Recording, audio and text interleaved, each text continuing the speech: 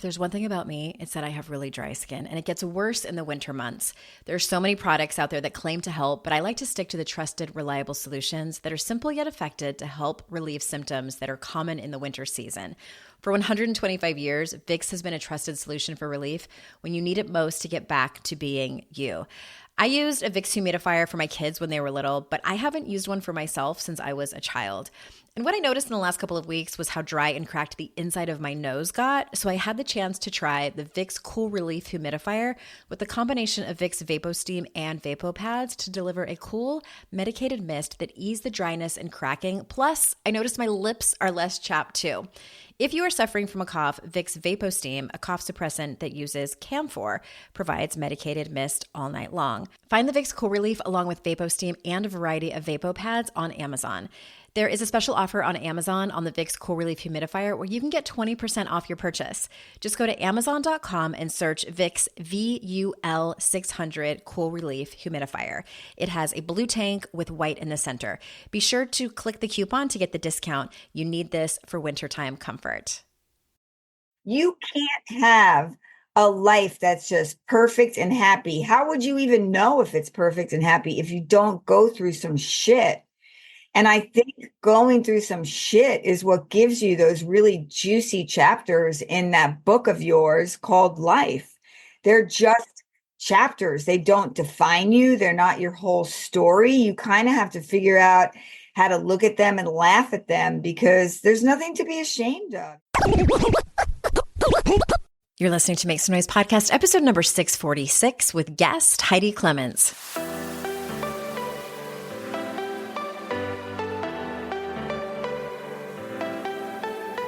Welcome to Make Some Noise Podcast, your guide for strategies, tools, and insight to empower yourself. I'm your host, Andrea Owen, global speaker, entrepreneur, life coach since 2007, and author of 3 books that have been translated into 18 languages and are available in 22 countries.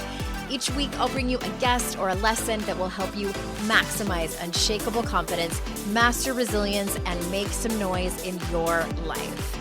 You ready? Let's go. Hey everyone, welcome to another episode of the podcast. I am so glad that you're here. Per usual, I'm so grateful that you are here spending your time with me. Therefore, my guest today is so fun and exciting and interesting. I knew I had to have her on when I stumbled upon her on Instagram many months ago, and her platform there has since grown a lot, and it doesn't surprise me. Have you come across your feed? Has she come across your feed? She's in her 60s. She has silver hair and she gets dressed and she tells stories. She does like voiceover where she tells stories about sobriety, bad relationships, mistakes that she's made, the aging process, her continuous struggles that she's had. And it's just really open. And anyway, I won't give any more away. I'll let you meet her. And it was such a great conversation about many different topics. But before we jump into it, 52 Ways to Live a Kick-Ass Life has been reborn as if she was a phoenix rising. My very first book has been updated and revised. I'm so grateful and honored to have been able to do this. I've learned so much and I've always wanted to go back and revise certain parts, and I was able to do that. So the new edition has new coaching questions at the end of each chapter. It has new strategies and tools. It has been updated to be more aligned with the times. And also to celebrate, we're doing a few things. I'm going to have some specific coaching calls. I'm lining those up right now to coach some listeners. You all, some of you are coming on the show to be coached by me. Those are going to come out in a few weeks here. And also, I'm going to be doing some free group coaching, live group coaching. Come and join me. It costs $0. And there's an accompanying, that is such a hard word for me to say, an accompanying, something like that, PDF workbook that goes with it. It's totally free. Go to AndreaOwen.com/52-ways and you can download the PDF. It is 2 free chapters. So if you're not sure if you want to buy the book, you're like, I need to see what this is all about first. Chapters 2 and 3 are in there for free. It is cannonball out of your comfort zone and take responsibility for your life. 2 really great chapters to kick off the book. And what a way to kick off the new year. So you have those free chapters. You have the PDF of them with, it's got a little space for notes and everything. And then when you get that PDF, you get the information, the access, the links, and all that good stuff we're actually doing 3 live group coaching calls. Okay. And head on over there, AndreaOwen.com/52-ways to get the free stuff. And I'm excited to bring all that to you. Thank you so much for your support, whether you've been with me since the very beginning when that book came out, or you're newer to my books and the podcast. I appreciate you so much. Let me tell you a little bit about today's guest.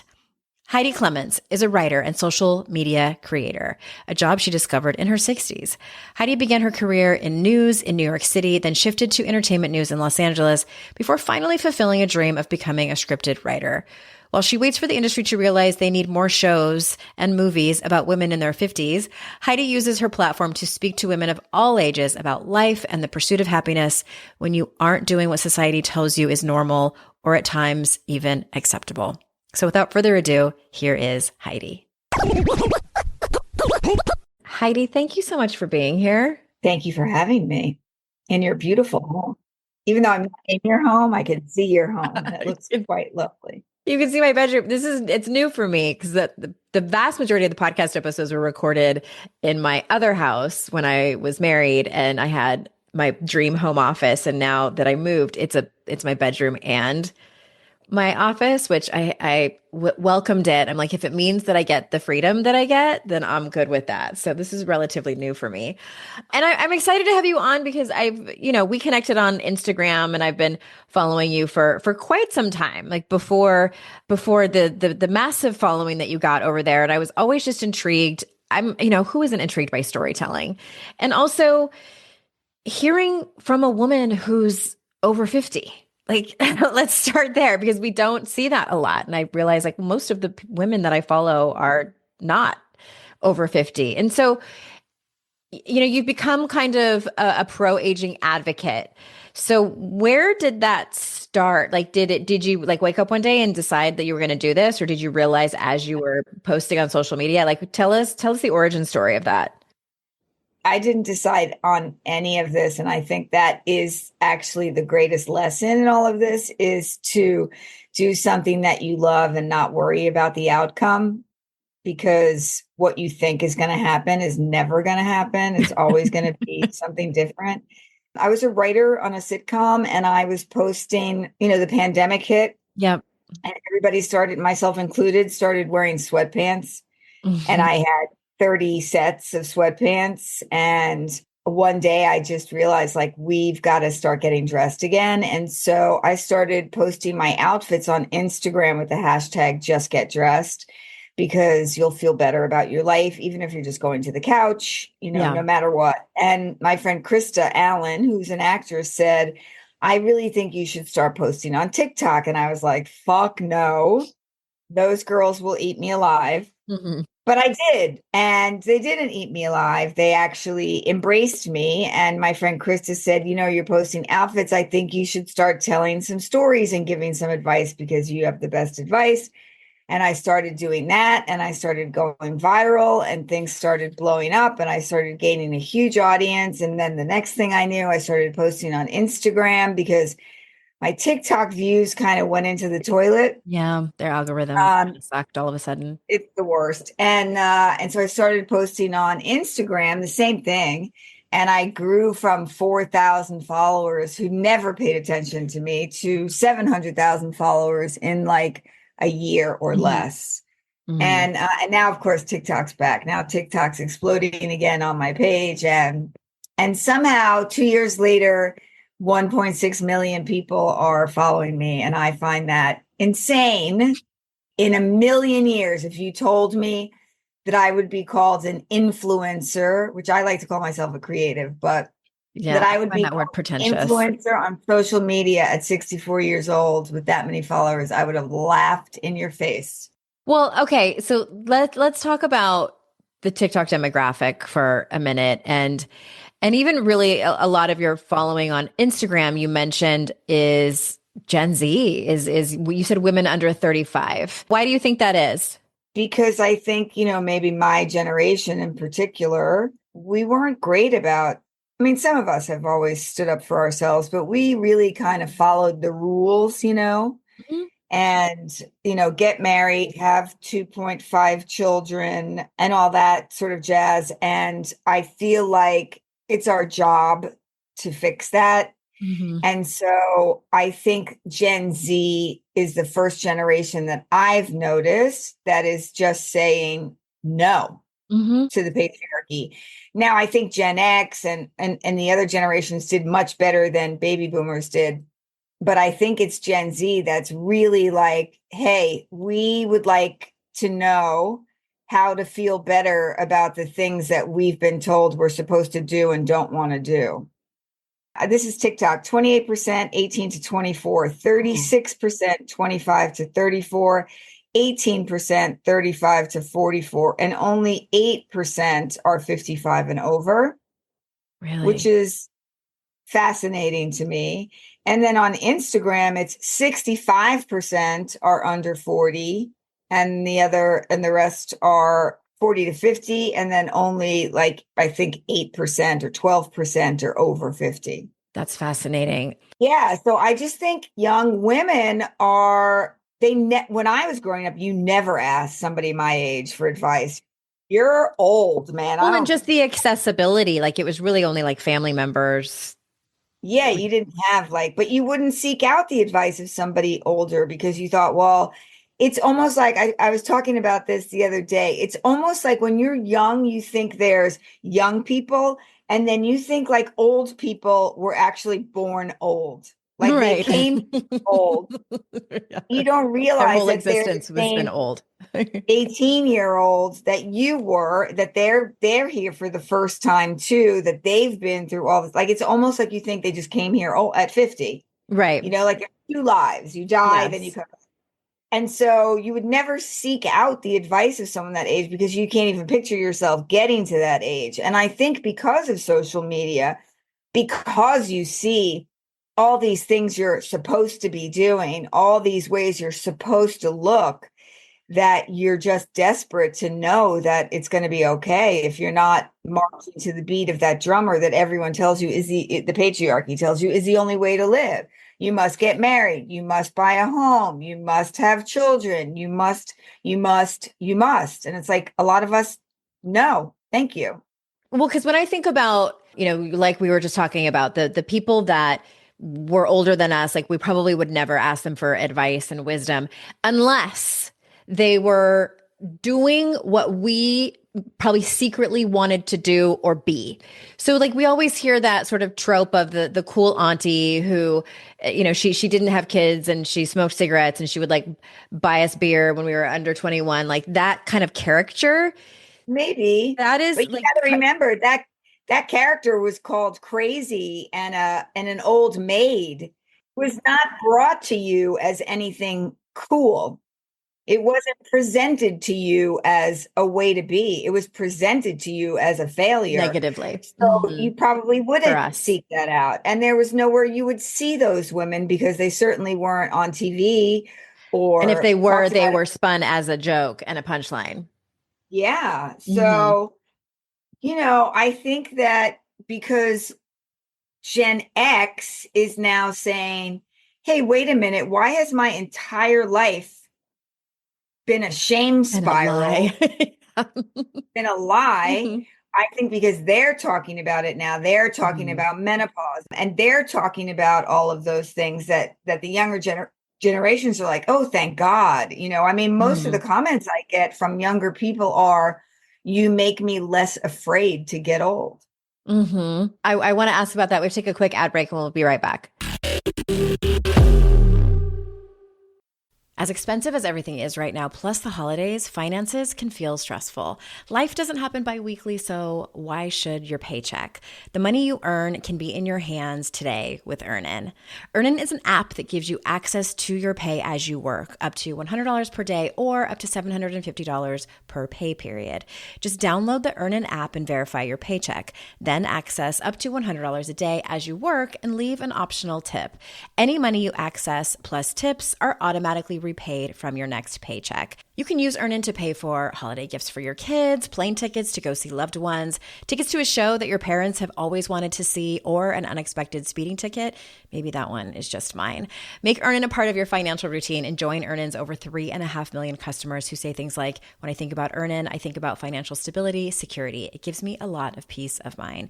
Download Earnin today, spelled EARNIN, in the Google Play or Apple App Store. When you download the Earnin app, please type in noise under podcast when you sign up. It'll really help the show.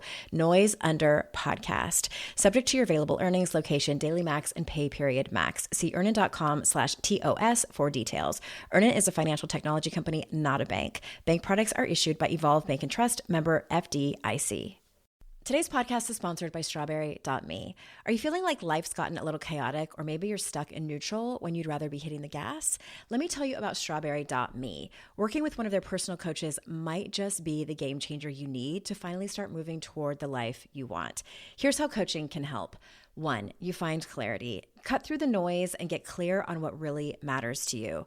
2, set goals. Map out actionable steps that align with your values and your dreams. 3, you build a plan. Turn those goals into a solid, realistic roadmap. And 4, stay on track. Get the accountability and encouragement you need to keep moving forward. I personally got matched with a coach there and found my session with her enormously helpful. If you've been waiting for a sign to invest in yourself, this might be it. Check out strawberry.me and see how coaching can help you move forward. You deserve it. Ready to get started? Visit strawberry.me/noise to take a quick quiz and get matched with your ideal coach. Plus, enjoy 20% off your first month's membership. That's strawberry.me/noise. Come on, Mufasa, let's get in some trouble. In 3 days, Destiny awaits you. you can grab your friends and experience Mufasa the Lion King in 3D. Everything the light touches belongs to me. You'll have to take it. Don't miss the perfect family Christmas movie. That went swimmingly, if I say so myself. Disney's Mufasa the Lion King. Oh, yeah, that looks good. In theaters Friday. Rated PG. Parental guidance suggested. Tickets on sale now. Okay. I also wonder too if that a lot of the appeal from Gen Z and maybe even like coming up Gen Alpha now is that you also tell stories about the mistakes that you've made and you're doing great. And I think a lot of these young women who watch you are in those places. You talk about abusive relationships you've had, relationships that you stayed in for too long that you knew you should have left and you didn't, getting sober and all of the mistakes you made when you're drunk. And I have so many of those stories as well.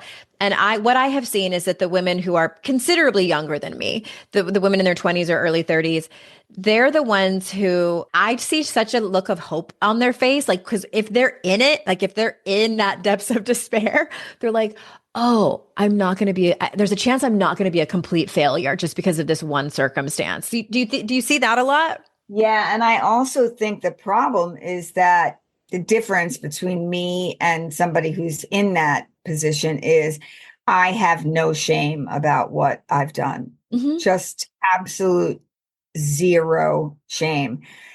Most of the things that I did that were fucked up were because somebody did something to me.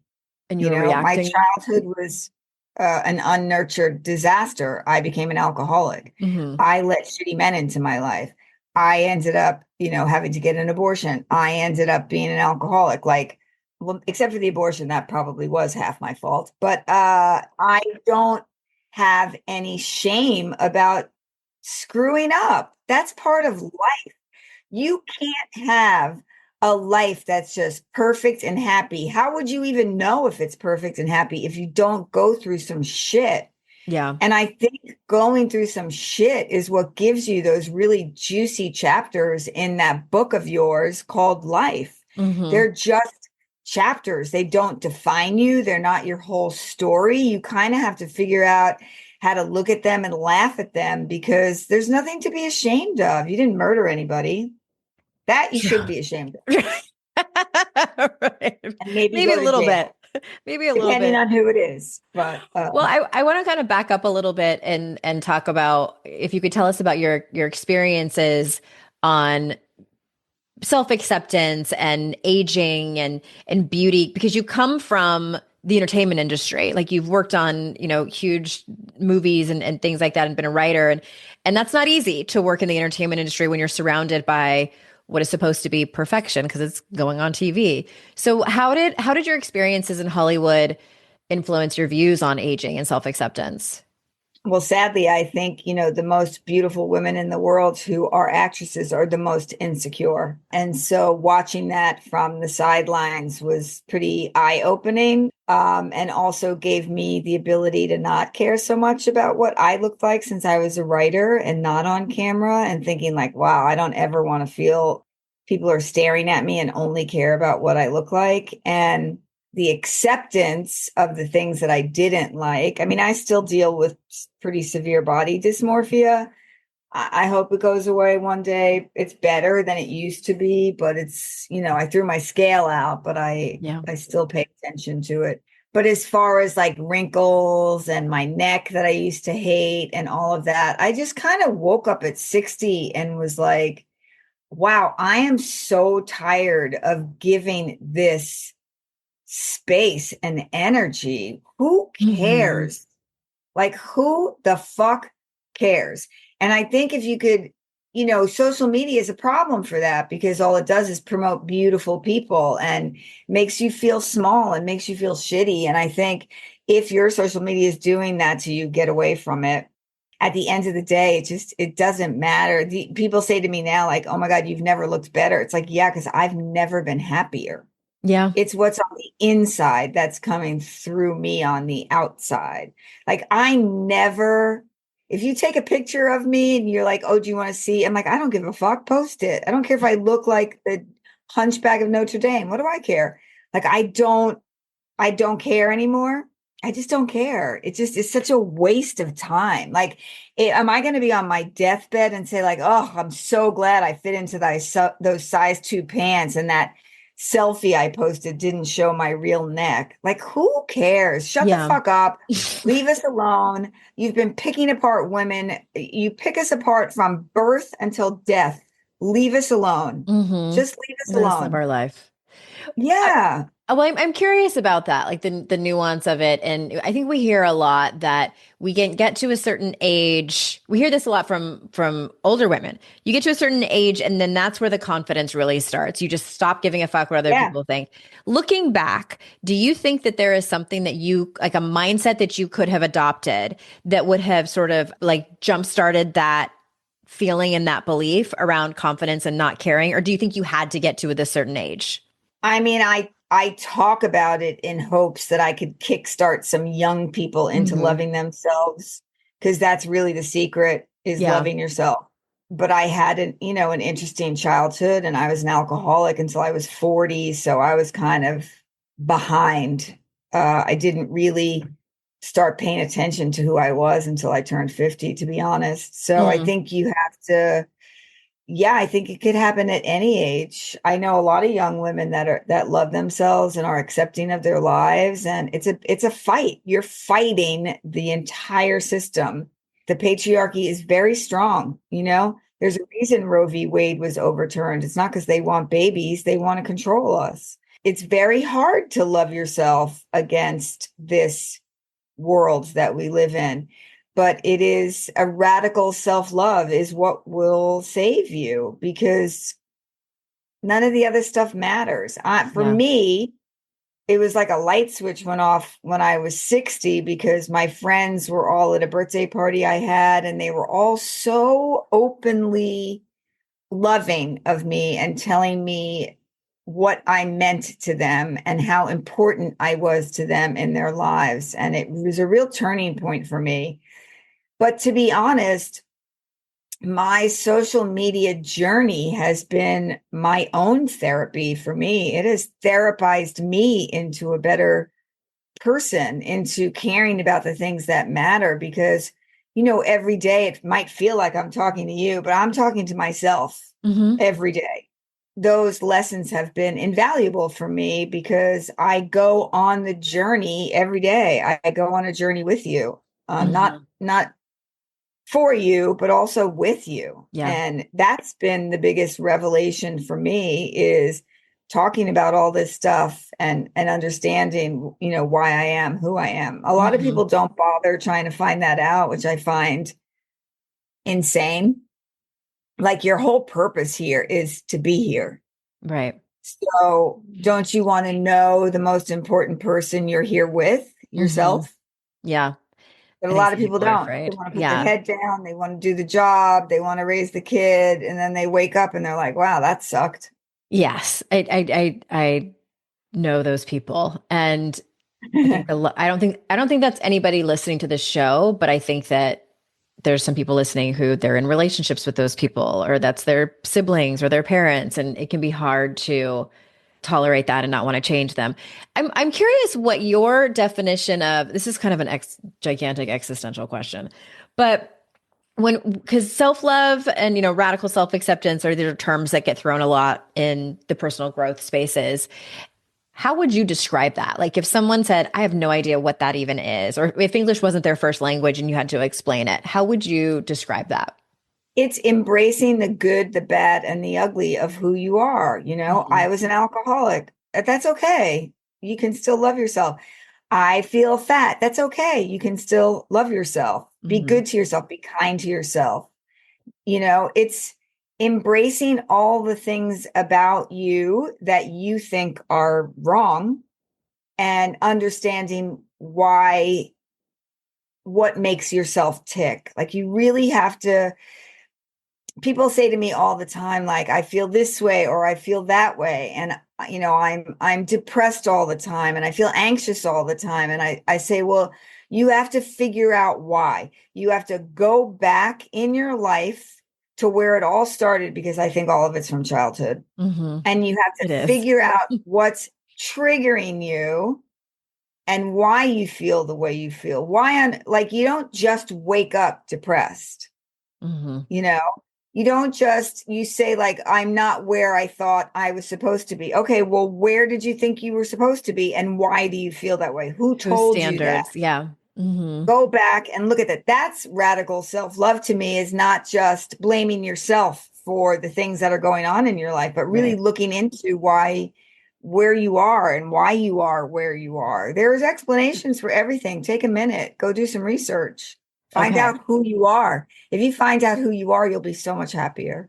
Yeah, it helps you just get curious. That's what I tell people. Self-investigating for self-awareness, for just that see who you self-love. are and accept it. Don't be so mean to yourself. The world is here to be mean to you.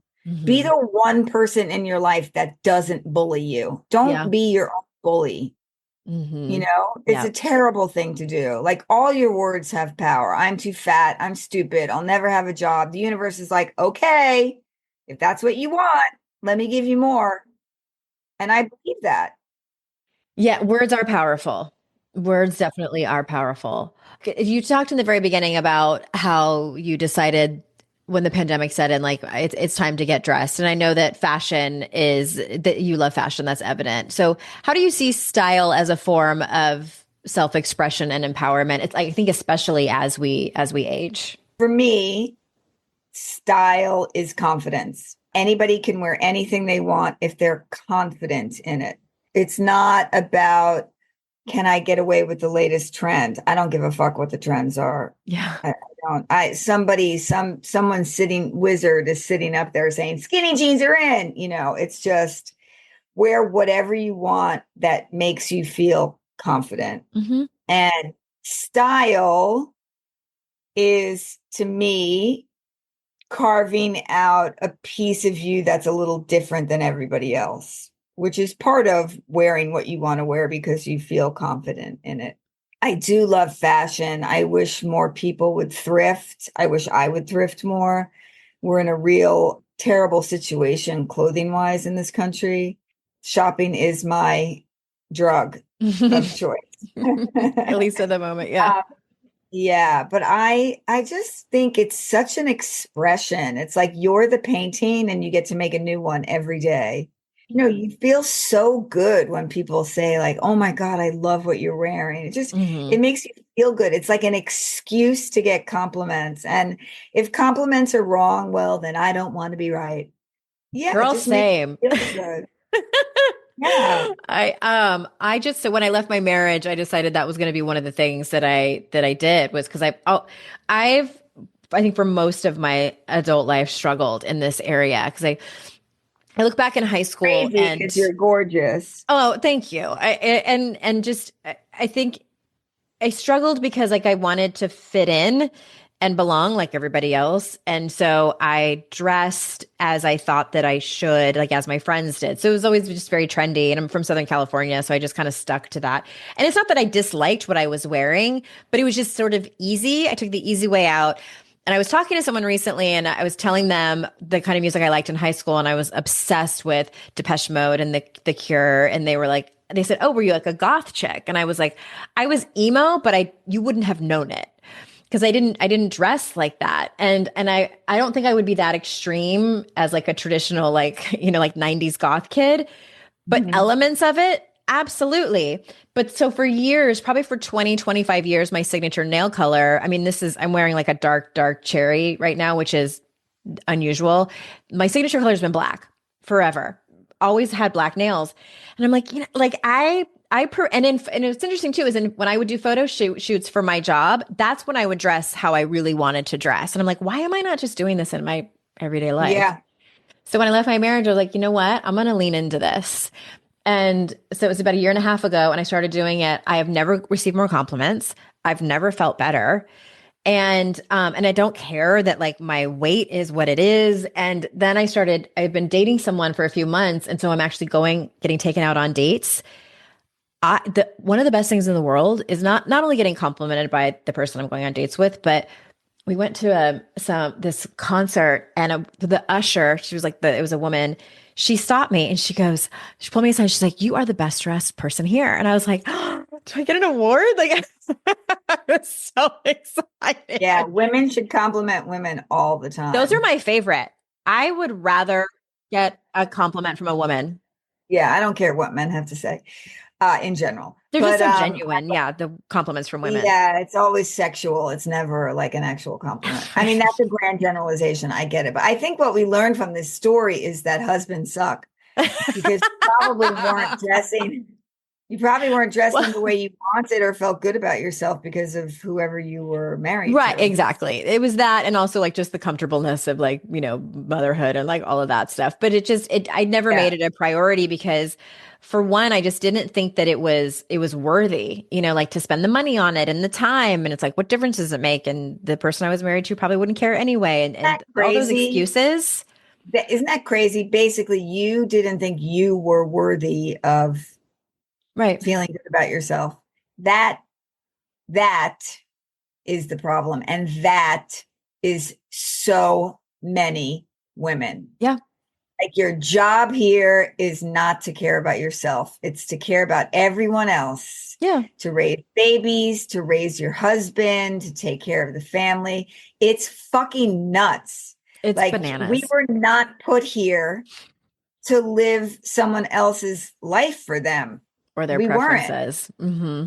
Yeah, it's just not. It infuriates me, to be honest with you, because I think so many women have just been robbed of their lives.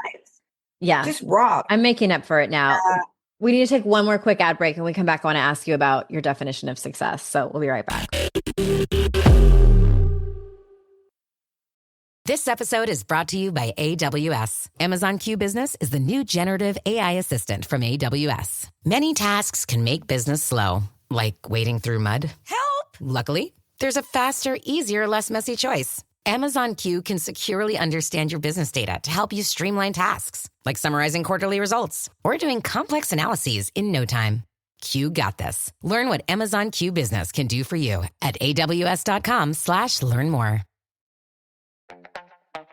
This episode is brought to you by Skinny Pop Popcorn. Perfectly popped, endlessly delicious. Oh, so light and crunchy.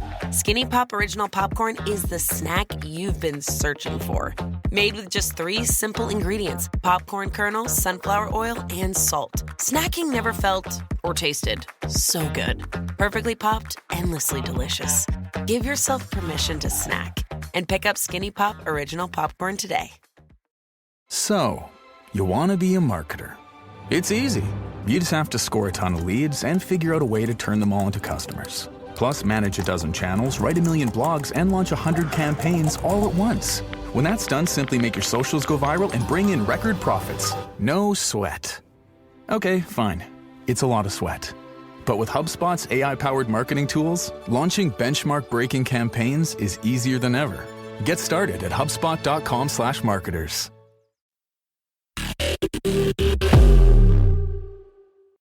I'm pretty sure that your career path has been kind of anything but traditional. And so how do you, like now at 64, it's 64, right? Did I get that right?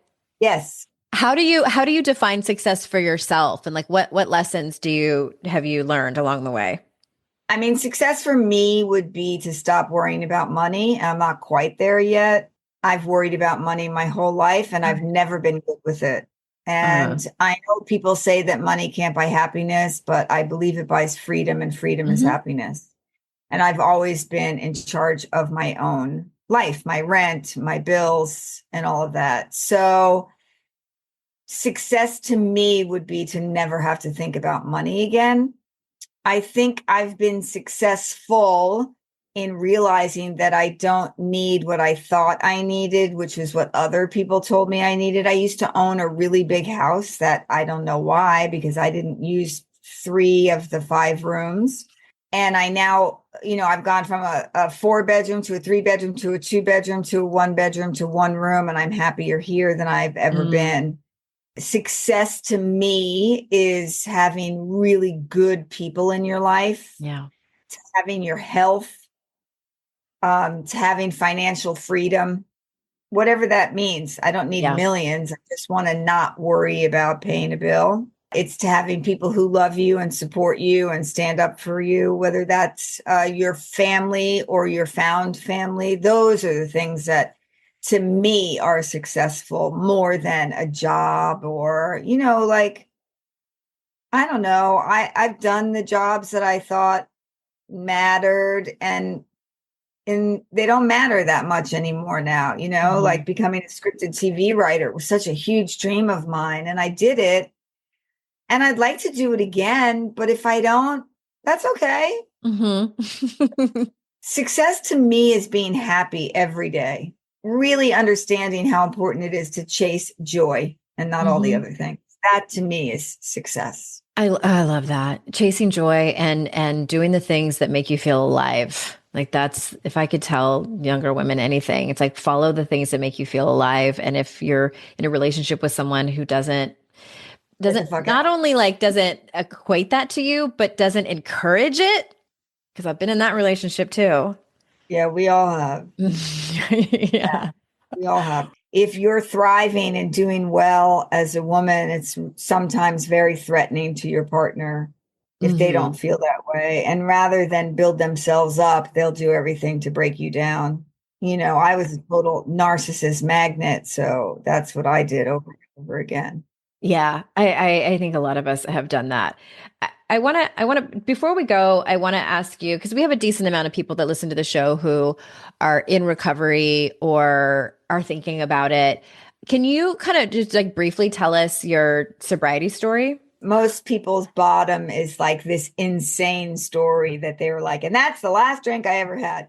I had that bottom happen 30 times and I didn't quit drinking. I was in California. I was almost 40. So, because I quit at right before my 40s. So I was 39 years old.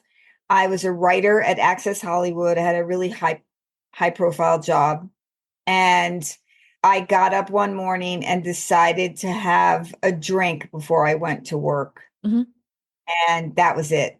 I was like, oh shit. Now my job is in jeopardy. And if my job is in jeopardy, my life is in jeopardy. And my life is over if I can't support myself, because nobody else is here to do that for me. And I called in sick to work. And then I proceeded to get hammered for the entire weekend, knowing that I was going to quit. And using the liquid courage to call every close friend and family member that I had and say, I'm an alcoholic. I'm going to quit drinking or I'm going to die. And that Monday I quit. And that was 24 years ago. Wow. Congratulations. White knuckled it. I was going to say, like, what was your recovery process look like? I went to one meeting and the smell of alcohol was too much for me. And some guy hit on me. Mhm. And I just thought, I don't want to be here. It's funny. I was at the gym this morning and somebody must have had a really rough night because I could smell the alcohol coming off of them. And it's such a trigger for me. Mm. That next day alcohol smell, like, Mhm. woof, it's like my whole life just passes in front of me. So I did not do any kind of rehab or classes. I kept going out at night with my friends who drank, and I watched them very closely. And I watched how embarrassing it was because that was me. I used them as the guinea pigs to keep me sober. And then when I got tired of that, I stayed home and I sat on my couch and I sat with myself and I worked on my problems. And I would say it took 6 months before I was like, oh, okay, I'm okay. I love that. I love hearing just different stories. I dove into all of it. Been years. And, I'm an addictive personality now. I started smoking pot at 50 something, and then that became addictive. So I had to quit that. It's just, I have a brain that wants to get away from the voices. And the good thing is the voices are me and I need to listen to them and fix them and heal them so that I can keep going instead of pushing it down with liquor. Like, I don't understand how anybody drinks. I don't, if you're, a moderate drinker and you have a glass of wine here and there, I get it, but it's poison. It is. Yeah. And I think more and more people are realizing that. I appreciate your story. It's fascinating. I love what you said about, you're somebody who wants to get away from the voices. And I was just the other day telling somebody they were asking me about quitting drinking. And I said, I drank because I wanted to run away from my life. Like, more specifically, it was the way that I ran away from myself and my emotions. Yeah. And the thought of stopping drinking and not having that numbing mechanism, that veil that I would put over my emotions and my experiences and myself and the voices, that was terrifying. So I had to get to a place where that fear, that terror of being with all of that was just a tiny bit less than the fear of continuing to drink and knowing where my life would end up, like yours, like I was going to lose my job. Like, it was just, I call it the tipping point, where it was just a little bit of a difference. And so I grabbed it and ran, and I have 13 years now. So that's amazing. Congratulations. It's a miracle. Like, it truly is, I think, a miracle. I really wish people understood that the alcohol is the Band-Aid and it's so temporary. And it's when you're not drinking that you're super angry about all the things that you can't fix. And if you would just rip the Band-Aid off and just let it out and face your problems, they heal so much more quickly than you would have imagined. It's like, you give it a minute, like the stuff that's so much worse when you're hungover, like you don't ever have those thoughts of any of that shame. You just are like, okay, well, I did that. That's a bummer. I'll have to get through that one. But you're like, you're sober and you're clear and you can face it and you can fix it and you can move on. And the thing you never do when you're drunk is move on. You just push it down and push it down. And then it explodes when you're sober until you have another drink. And it is such a waste of time. I say nothing's a waste of time. Drinking is a massive waste of time.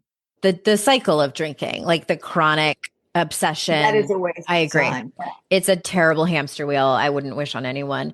Yeah. We're out of time, and I want to make sure that you have time to talk about this new project that you have. So what is it that you're excited about? So myself, Constance Zimmer, and Abby Epstein. Constance is an actress. I know who Abby Epstein is. I was super into The Business of Being Born that she did with Ricky Lake. She's amazing. So Constance and Abby have started something called the Midlife Monologues. And I am a creative producer on it. And they will be staged play reading of stories we're gathering from 60 different women. You can follow it at Midlife Monologues on Instagram. We're in the baby stages of story gathering, and there's some really talented people attached to it and some really big names attached. And I'm really excited to dive in and start hearing all of the stories of women in their 50s, because we just want to give voices to stories, whether they're sad or funny or heartbreaking or heartwarming, whatever they are. We think that they need to be heard, because we think there's a lot of healing that can be done for younger women and for women that are in that invisible decade of 50 to 60, because it is invisible and it doesn't need to be. So the plan is that there'll be a tour. There will be a reading in New York and a reading in LA, and then we'll see what happens. You know, maybe it'll be coming to Broadway or coming to. Yes, it will. License it out so other people can perform it, and Okay. So the Instagram handle is at Midlife Monologues. At Midlife Monologues. We'll put the link in the show notes as well. Well as to your Instagram account if people don't follow you yet. And thank you so much for your time today. I appreciate you so much. Thank you for having me. Listeners, thank you for being here. You know how grateful I am for your time. And remember, it's our life's journey to make ourselves better humans and our life's responsibility to make the world a better place. Bye for now.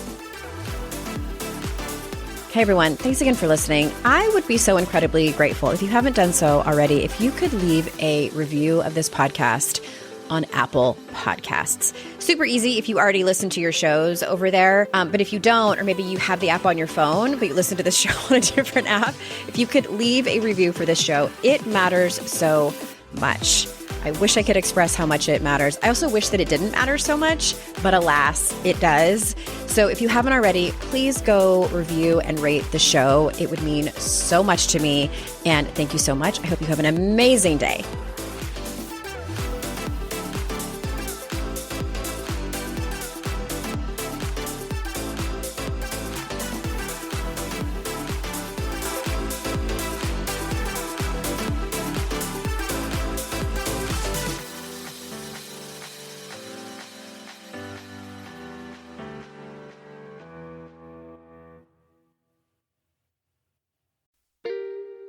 Are you a parent in need of a laugh and a little escape? Look no further. Parenting is a Joke is the podcast you've been waiting for. Hey, I'm Ophira Eisenberg. I'm a stand-up comic and parent. And each week I chat with one of my top comedian pals who, just like you, are juggling careers, busy lives and schedules, and raising a family.